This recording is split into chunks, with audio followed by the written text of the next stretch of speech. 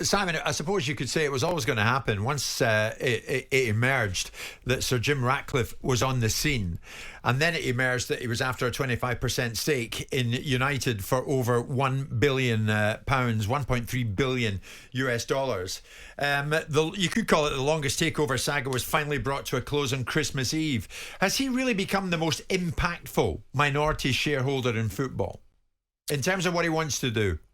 Well, we'll see, won't we? I mean, look.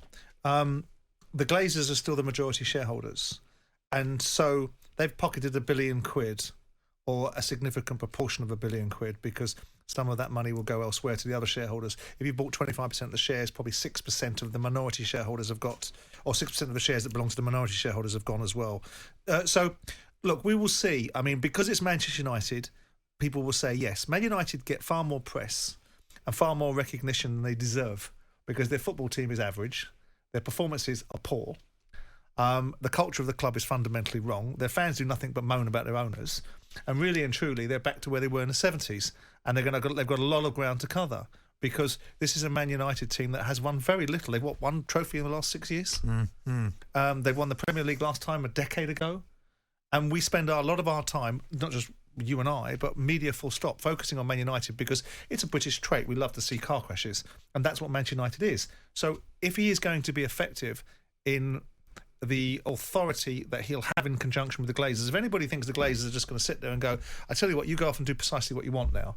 No, what they've got is they've got to focus on the football operation. Yeah, they've but got what to are the Glazers going to do? Because, I mean, Sir Jim, you poured cold water to a degree on the fact that Sir Jim will be centrally involved in the football operation. I didn't. I said he would not have autonomy.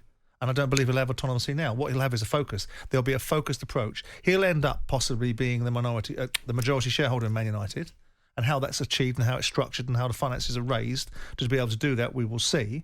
It's interesting to see that he's bought 25% for £1 billion. That doesn't value the football club anywhere near what the Glazers were purported to want. That values the football club at £4 billion. I understand. But he's clearly all over the football operations side of the business. His man, Sir Dave Brailsford, was sitting beside Sir Alex the other night. Clearly, there's a focus in that area, which is not difficult, is it? Ultimately, if you've not got the right recruitment and you're not getting the right outcomes, then you really need to look at the reality of what you're focusing on. It ain't difficult, is it? How are we doing commercially? Oh, we're smashing it. Okay, well, that's fine. Where are we doing poorly? On the pitch. Okay, where do you need to put your focus on? On the pitch. But is it not fair to say the Glazers are more than ever backseat owners? I think they've always been backseat owners. I think what they've got is they've got a partner now in the business that will focus on certain aspects, but do it in conjunction with them. They will take the heavy lifting off any appointments that they have to make. Dave Brailsford, what's that going to do? Let's see. How's Nice getting on? How's Dave Brailsford? How did Clive Woodward take his managerial skills from the World Cup winning rugby side into Southampton and achieve things there? We'll see how that looks, but they can't do much worse. Look at the mess they've made of their policy of buying. Look at the mess they've made of the decisions that have been put into place to be able to advance this football club, from managerial appointments through to player recruitments. These are the reasons why they're in the position they're in, alongside the fact that the opposition has got a lot better, a lot slicker, a lot more sophisticated, alongside the fact that the people in other dugouts have gotten a lot better. It's not... You look at it and you wonder what it is that's been made so difficult at Manchester United, about the recruitment policies, about who they've bought, why they bought them, how they've got themselves in a situation with bleeding Ronaldo, and how they got themselves in a situation with Jadon Sancho, and how the whole culture of Manchester United has been allowed to drift away from an elite environment.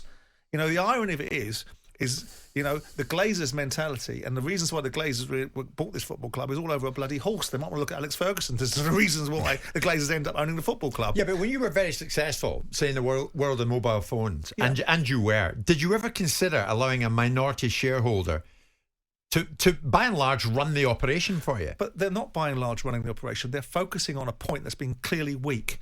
Ratcliffe's involved. Any buying and selling that's done in January is going to be done through him, and in conjunction with the Glazers, who will still be 52% shareholders. So he won't be given authority autonomously. He'll be focused on it directly, reporting into the structure that owns the football club of what is the best way to go forward and owning the outcomes. He will be the pivotal and focal point, and he'll put a management structure in place that will consist of Brailsford, technical directors, a proper recruitment network, and a proper accountability and a culture shift. But in business, is it normal that a minority shareholder is given this kind of influence and power?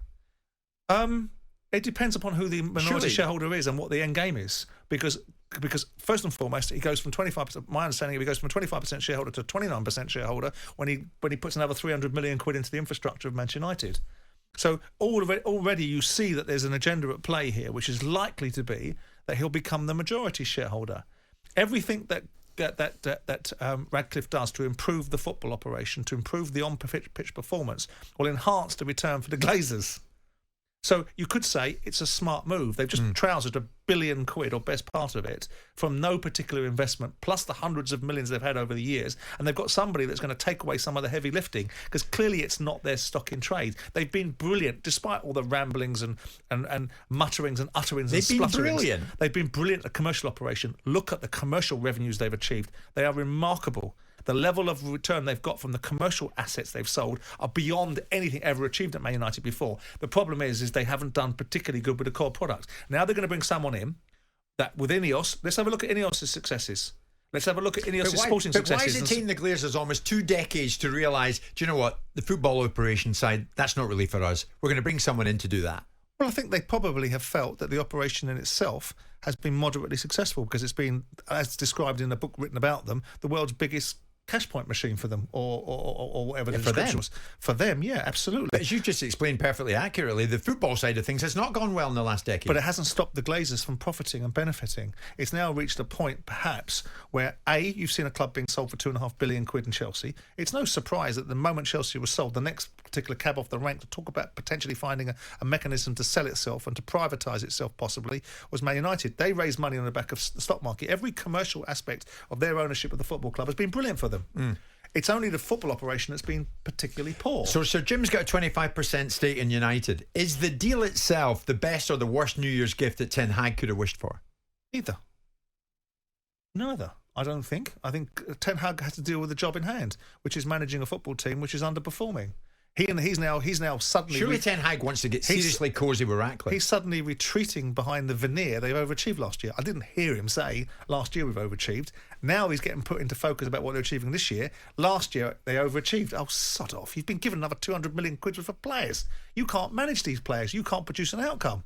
You know, I was amazed that they came back to beat Aston Villa, and that was as much about Aston Villa's performance as it was about Man United. But fair play to United, they came at them like a pack of rabid dogs to get themselves out of a problem they'd created in the first place. So when are you going to turn to me in here and say, you know what we've just seen happen at United? That's Sir Jim.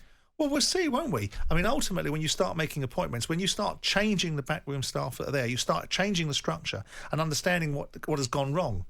At this moment in time, all we can do is see top-line numbers. We see that the Glazers and the ownership model of Man United has brought out two things: the biggest spend in world football in the last 10 years and the biggest dissatisfaction from supporter base.